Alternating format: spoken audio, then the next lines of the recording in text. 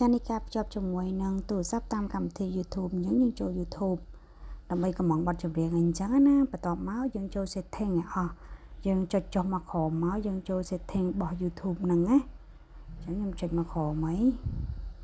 បន្ទាប់ពីខ្ញុំចូល setting របស់ YouTube ហើយខ្ញុំអូនមកខាងស្ដាំ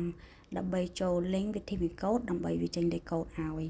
ដែលលេខកូដហ្នឹងមានដូចជា12ខ្ទង់អញ្ចឹងនេះ link វិធីកូដខ្ញុំវាលេខចេញលេខកូដមកឲ្យយើងណាអញ្ចឹងក្នុងទូរស័ព្ទរបស់ខ្ញុំទុកធ្វើអីទៀតយើងទាញទូរស័ព្ទរបស់យើងមកទូរស័ព្ទអីក៏បានដែរតែមាន YouTube មកចូល YouTube បន្ទាប់ពីចូល YouTube ហើយ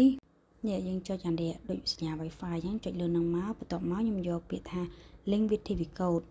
ឬក៏បើសិនជាអក្សរខ្មែរគេដាក់ថាកូដលើទូរទស្សន៍អញ្ចឹងយើងដាក់លើនឹងមកបន្ទាប់មកខ្ញុំវាយលេខកូដ12ខ្ទង់ហ្នឹងចូលទៅក្នុងកន្លែង link with TV code មិញណាដល់ពេលយើងវាយ12ខ្ទង់នឹងចូលហើយគឺវានឹងជាប់ជាមួយនឹងទូរស័ព្ទរបស់យើងហើយអញ្ចឹងទូរស័ព្ទបងចង់វាយ YouTube អីគេក៏ជាវាចេញហ្នឹងហើយអញ្ចឹងគឺងាយស្រួលមែនតើនេះខ្ញុំយកលេខកូដហើយអញ្ចឹងវាភ្ជាប់ហើយអញ្ចឹងខ្ញុំ search មើលថាចង់ដាក់ចម្រៀងអីថាតើវាចេញអត់ចាតែមិនវាជាប់ហើយគឺចេញហើយបងគឺងាយស្រួលប្រភេទនេះប្រើគេខ្ញុំចេញអានេះមកអូខេអញ្ចឹងពេលវាចេញហើយគឺងាយស្រួលមែនតើគឺយើងប្រើតាម YouTube ហ្នឹងណាយើងចង់កំងបទចម្រៀងអីអេត10 20បទក៏បានដែរចាប់មួយចូលមួយអញ្ចឹងណាឥឡូវខ្ញុំចង់បទចម្រៀងនេះខ្ញុំដាក់ទៅចាំមើលថាតើវាទៅអត់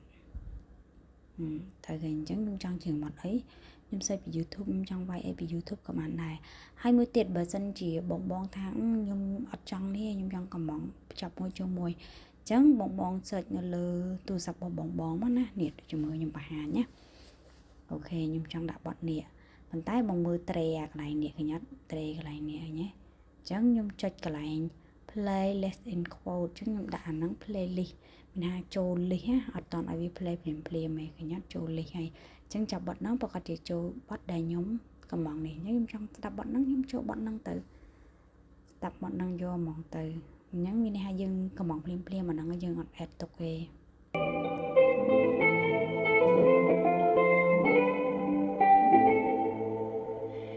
ជាកំហុសព្រួយបារម្ភក៏ខំមើលចិត្តបងមិនធ្វើបងខំស្នេហ៍រូបអូនស្មោះហើយណាសុទ្ធតែជាកំហុសក្តីព្រួយក៏ខំបងស្រឡាញ់គេយូសុទ្ធតែជាកំហុសខំលះបងក៏ខំមើលចិត្តបងចូលបងមានតែរូបអូនមួយទេណាសុទ្ធតែជាកំហុសខំភក្តីក៏ខំសូមបងកុំបងតូរូបអូនមិនខុសទេណាចាំស្នេហ៍ស្មោះ